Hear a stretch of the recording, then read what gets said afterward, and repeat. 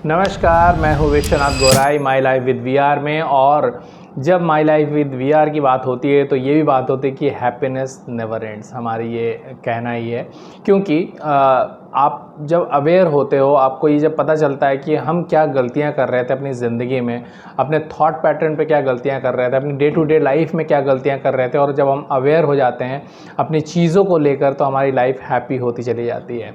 तो हमने बहुत सारे अलग अलग टॉपिक्स पे बात करी, लोगों की बहुत सारी प्रॉब्लम्स पे बात करी। आज एक ऐसी ही प्रॉब्लम है, और प्रॉब्लम जो जिन्होंने भेजा है उनका नाम है मुदिता।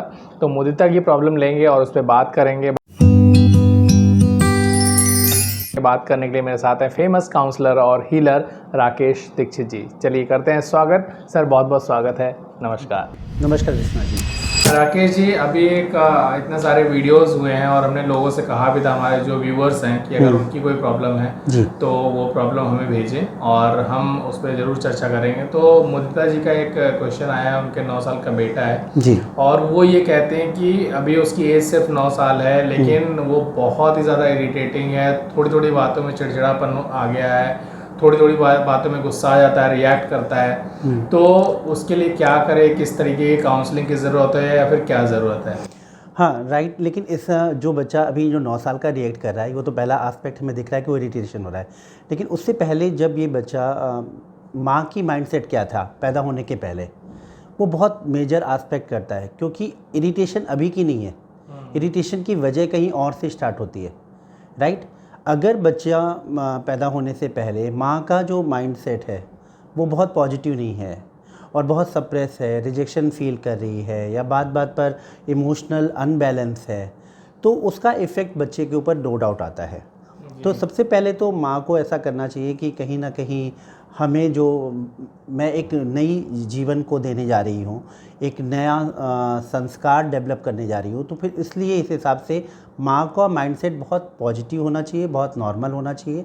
और जितना वो पॉजिटिव एटीट्यूड के साथ होगी, बच्चे के ऊपर नो डाउट उसका इफ़ेक्ट पड़ेगा। दूसरा इरिटेशन का कारण ये भी हो सकता है कि वो बच्चा मोबाइल एडिक्शन हो, मोबाइल एडिक्ट हो। क्योंकि मोबाइल एडिक्ट का बहुत बड़े साइड रिएक्शन हमारे ब्रेन को होते हैं। जस्ट लाइक रील या जो हम आजकल स्टोरी स्क्रॉल करते रहते हैं, उसका इफ़ेक्ट ये होता है कि हमारे माइंड पे जो 1100 से एक अधिक केमिकल हैं वो अनबैलेंस हो जाते हैं। उन अनबैलेंस के कारण हमारा इरिटेशन रेट बढ़ जाता है। तो इरिटेशन की बहुत सारी वजह हो सकती हैं। वो काउंसलिंग में हम समझते हैं कि बच्चे के इरिटेशन की मेजर एस्पेक्ट किस बात पे है। मोबाइल एडिक्शन से है, या एज ए पेरेंट्स उसे मिली है गिफ्ट में, या वो उसके फ्रेंड सर्कल से उसे मिल रही है, सोसाइटी उसे क्रिएट करा रही है। तो इरिटेशन की बहुत सारी वजह होती है। और एक इरिटेशन की ये भी वजह होती है कि बच्चा कहीं ना कहीं अपने को हीन फील कर रहा है, कमज़ोर फील कर रहा है ना। तो भी वो कहीं ना कहीं इरिटेशन उसकी बढ़ती है। जी। तो अभी जो कंडीशन है, जैसे कि आपने बताई कि at the time of pregnancy उनको ये सारी चीज़ें ध्यान रखना चाहिए, लेकिन वो टाइम तो निकल चुका है। ऑब्वियसली जो बाकी लेडीज़ हैं उनके लिए बहुत बेनिफिशियल इन्फॉर्मेशन है कि उस टाइम पे इस चीज़ को ध्यान रखें कि पॉजिटिव माइंडसेट के साथ रहें, और ज़्यादा उस टाइम मतलब भीड़ भाड़ वाली जगह या फिर बहुत ज़्यादा हौच पौच वाली ज़िंदगी ना जिएं, और जितना ज़्यादा सकारात्मक रहें उतना अच्छा है। लेकिन अभी जो सिचुएशन है कि सिर्फ 9 साल एज है, और 9 साल की एज में इतना ज़्यादा इरिटेशन, गुस्सा, ये किसी भी माँ के लिए और किसी भी पेरेंट्स के लिए बहुत ही अलार्मिंग सिचुएशन है, और एक डर वाला भी कारण हो सकता है। तो ऐसी सिचुएशन में ऑब्वियसली आप काउंसलिंग के थ्रू उन बच्चों को समझते हैं, लेकिन अभी इस सिचुएशन में as a parent, as a mother, उनको क्या करना चाहिए? पहले मदर फादर को अपना बिहेव चेक करना चाहिए पहला। क्योंकि बच्चे के ऊपर इफेक्ट तब आया जब उसे कहीं से मिल रहा है या नहीं भी मिल रहा है, वो पास से लेकर आ रहा है। तो कहीं ना कहीं पहले अपने इंप्रेशन को चेक करना पड़ेगा। हस्बैंड और वाइफ बात करते समय क्या बिहेव रखते हैं, वो मेजर एस्पेक्ट है। उनका बच्चों के साथ डील क्या है, वो मेजर एस्पेक्ट है। कितना आप बच्चों को क्वालिटी टाइम दे रहे हैं, ये भी बहुत बड़ा एस्पेक्ट है। क्योंकि आजकल क्या होता है कि हम हस्बैंड और वाइफ दोनों वर्किंग पर्सन हैं, तो बच्चों को हम कहीं मेजर टाइम नहीं दे पाते, राइट। और हमारी अब जॉइंट फैमिली भी नहीं रही कि दादा दादी नाना नानी, कहीं ना कहीं अब न्यूक्लियर फैमिलीज में रह रहे हैं। तो बच्चा बहुत सारा समय अकेला रह रहा है। उस अकेलेपन के कारण भी इरिटेशन हो सकती है।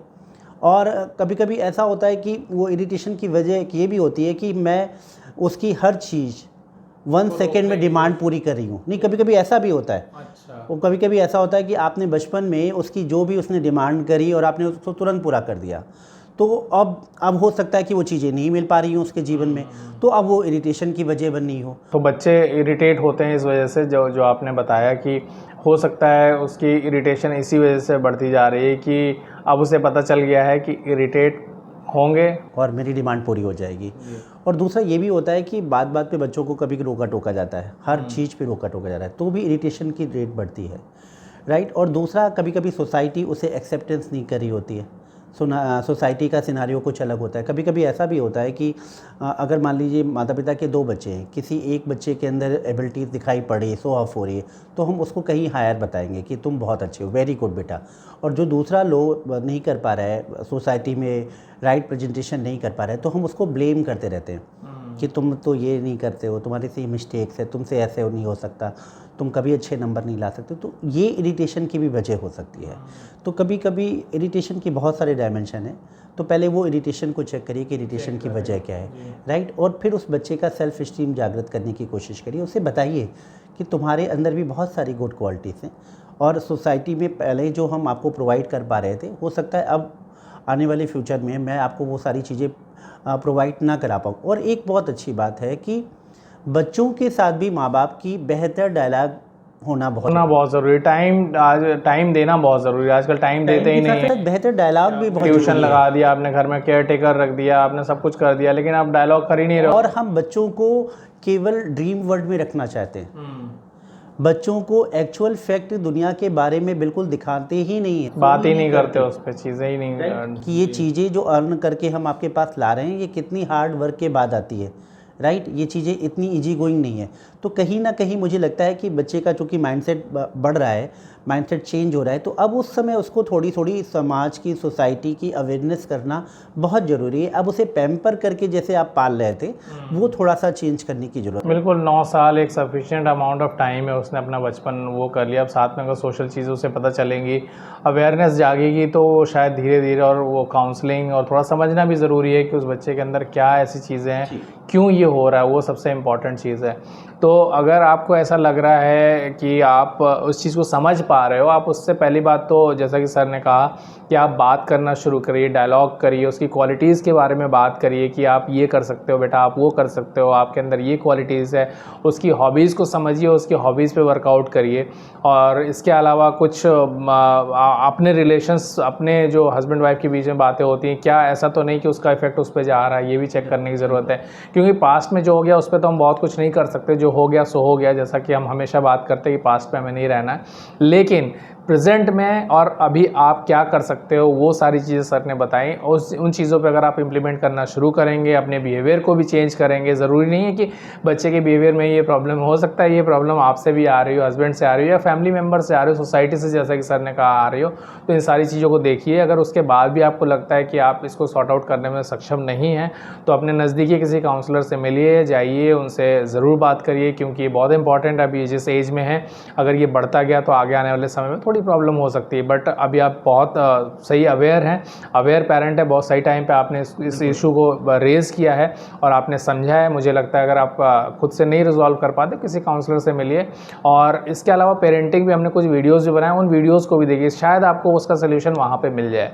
तो फिर मिलते हैं अगले किसी एक नए टॉपिक के साथ, जिसमें बात होगी आपके रिलेशन की, आपकी लाइफ की और माई लाइफ की। तो मिलते हैं अगले वीडियो में, तब तक के लिए नमस्कार सर, बहुत बहुत धन्यवाद। धन्यवाद। YouTube channel My Life with VR।